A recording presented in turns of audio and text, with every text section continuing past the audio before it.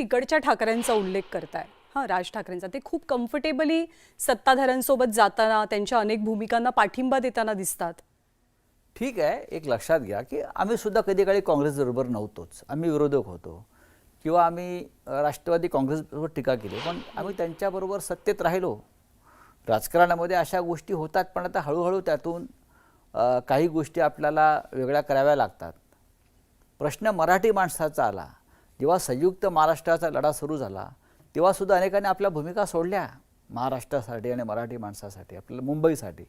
अनेकांनी त्याग केला आपल्या भूमिकांचा, मग काँग्रेसमधले असतील किंवा अन्य पक्षातले असतील, सगळे एकत्र आले तेव्हा हा लढा झाला आणि मुंबईसह महाराष्ट्र निर्माण झाला.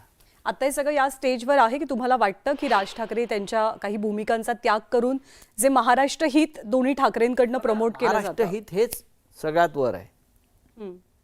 हा महाराष्ट्रात नसेल तर आम्ही कुठे असणार?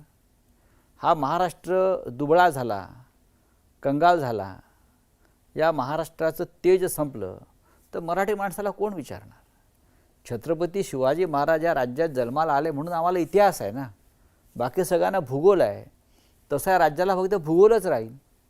आज महाराष्ट्राचं दरार आहे की छत्रपती शिवाजींचा महाराष्ट्र आहे. आंबेडकर, शाहू, फुले ही नावं घेतो आपण, ठाकरेंची नावं घेतो, बाळासाहेबांचं नाव घेतो, शरद पवारांचं नाव घेतो आपण स्ट्रॉंग लीडर म्हणून. हे सगळं जर नष्ट झालं आणि दुबळा झाला महाराष्ट्र तर मराठी माणसाला कोण विचारणार? दिल्लीमध्ये आम्ही महाराष्ट्राचे म्हणून जेव्हा वावरतो तेव्हा आम्हाला लोक आमच्याकडे अभिमानानं पाहतात. ते महाराष्ट्र एक मजबूत आहे, मराठा राज्य म्हणून इतिहासात ज्याला आपण म्हणतो, त्याची ताकद आम्हाला प्रत्येक ठिकाणी दिसते ना. पण मुख्यमंत्री तर थेट म्हणतात की आता निवडणुका आल्यात म्हणून तुम्हाला मराठी आठवते, तुम्हाला मराठी माणूस आठवतोय, तुम्हाला महाराष्ट्र हित लक्षात येत आहे. का वाटू नये? निवडणुका हा एक मार्ग आहे हे सगळे प्रश्न सोडवण्याचा. लोकशाही आहे ना, लोकशाहीमध्ये निवडणुका हा एकच मार्ग असा आहे की तुमच्या भूमिका घेऊन तुम्ही लोकांसमोर जाऊ शकता.